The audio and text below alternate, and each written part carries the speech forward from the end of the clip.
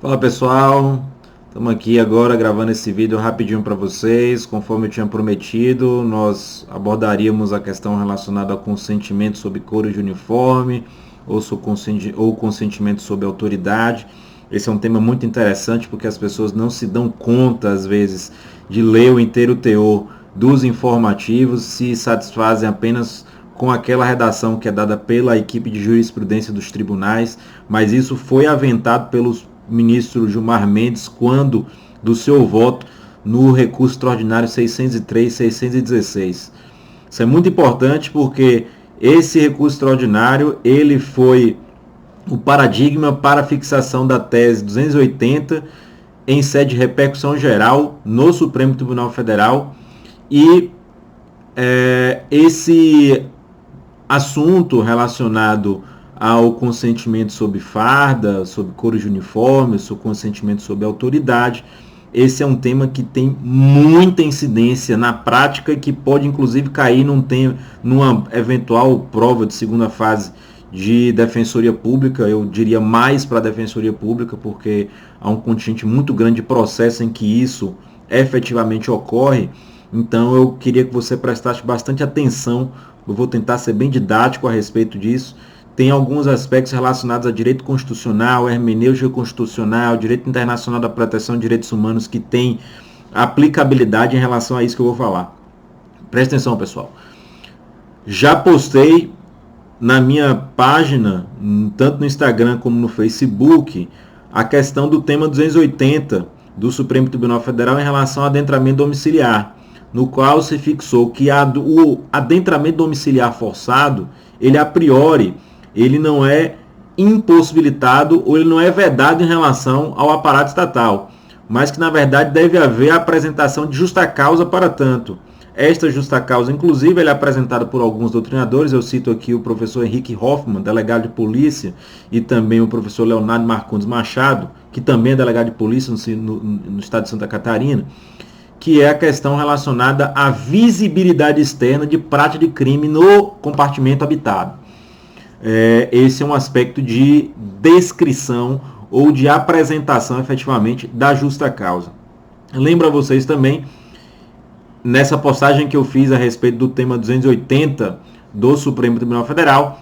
que os ministros do Supremo Tribunal Federal todos discutiram naquela ocasião, e aí é bom sempre a pessoa ela olhar o inteiro teor, ler o inteiro teor desses julgados que são emblemáticos.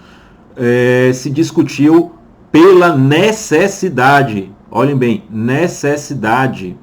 de apresentação por escrito das razões fáticas que justificariam o adentramento domiciliar, ou seja, para o Supremo Tribunal Federal se aplica analogicamente aquilo que está na súmula vinculante número 11, que é aquilo que está voltado para o uso excepcional de algemas. Esse ponto, às vezes, as pessoas não se dão conta. Mas então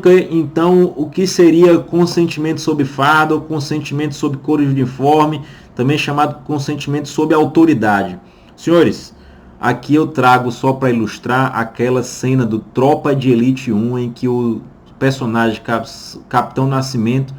entra num barraco na comunidade e, sob forte aparato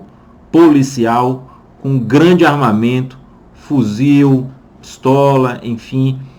pergunta para o morador se ele poderia adentrar aquele compartimento habitado para que se fizessem buscas naquele local. Essa imagem ela é muito emblemática porque ela tem muito a ver com o que se observa na prática em relação a processos principalmente voltados ao crime de tráfico de drogas. Senhores, esse tema do consentimento ele foi apresentado pelo ministro Gilmar Mendes no seu voto como uma espécie de obter dicta, e que na verdade eu não diria que seria uma obter dicta, mas na verdade foi uma indicação de aspectos que deveriam ser analisados ou que poderiam ser analisados como problemáticos em relação à questão do adentramento domiciliar forçado, não é? Ele fez isso em relação à questão do consentimento sob farda, e ele fez isso em relação à questão do mandado de busca e apreensão coletivo ou mandado de busca e apreensão por extensão. Lá ele fixa no seu voto que esses temas eles têm que ser em algum momento enfrentados pelo Supremo Tribunal Federal ou pela jurisprudência dos tribunais inferiores, poderia ser até mesmo o STJ, porque também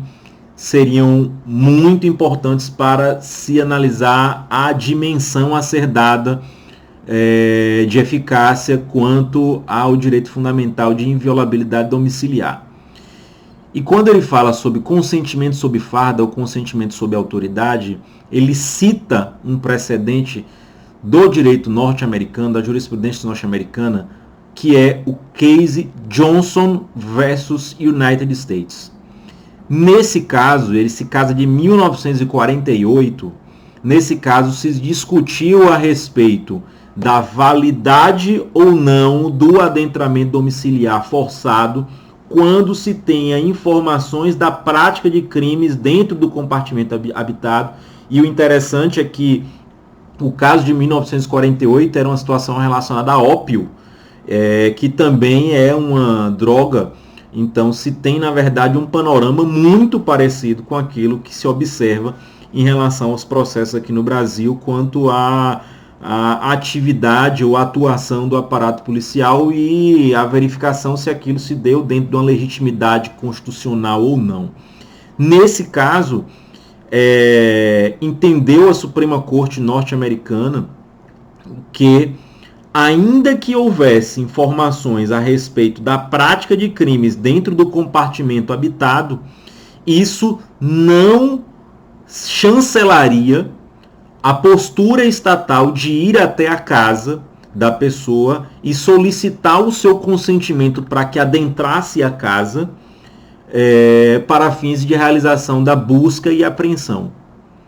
Ou seja, entendeu-se que o disposto na 4ª emenda da Constituição Americana faria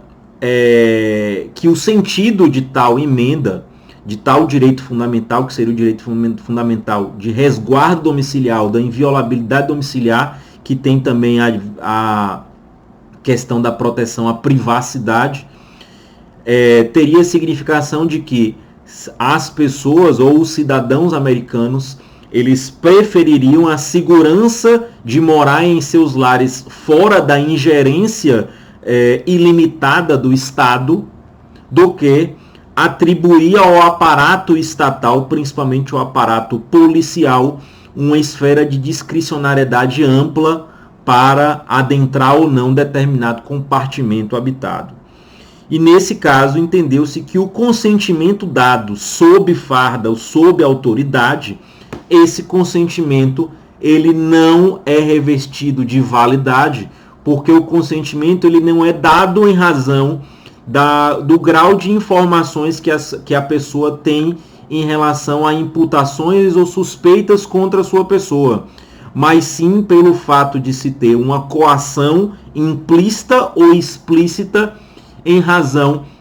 do emprego de aparato estatal fardado e muitas vezes armado para tanto. Então, senhores, isso é muito importante, porque isso diuturnamente ele se apresenta na vida prática e invariavelmente isso se torna um tema muito importante para quem se dedica a concursos para a Defensoria Pública, principalmente porque isso pode vir a ser explorado em eventual prova discursiva ou uma eventual prova oral para se testar efetivamente a extensão de conhecimento do candidato a respeito dessa questão. Um outro tema muito interessante, senhores, é a questão que eu já falei para vocês, que a gente falaria também sobre direito constitucional, direito internacional, de proteção a direitos humanos, e a questão de hermenêutica constitucional. Os professores Daniel Sarmento e Cláudio Pereira de Souza Neto, eles trazem um tema muito interessante e atrelado a eles é bom também falar da obra do professor Marcelo Neves, a obra chamada Transconstitucionalismo, em que ambas as ideias elas vão se somar. O que o Daniel Sarmento e o Cláudio Pereira de Souza Neto trazem no livro Direito Constitucional, Teoria, História e Métodos de Trabalho é a questão do princípio do cosmopolitismo ético-constitucional. O que seria isso, senhores? Seria uma visão de que a Constituição ou a ambiência interna ela não mais seria algo prevalecente dentro de um panorama de compartilhamento de bases éticas constitucionais ou de replicação de normatividades pelas ordens internas dos países ao longo do globo, já que eles atuam na comunidade internacional com espíritos imbuídos de maior expansão ou de maior eficácia de proteção de direitos humanos.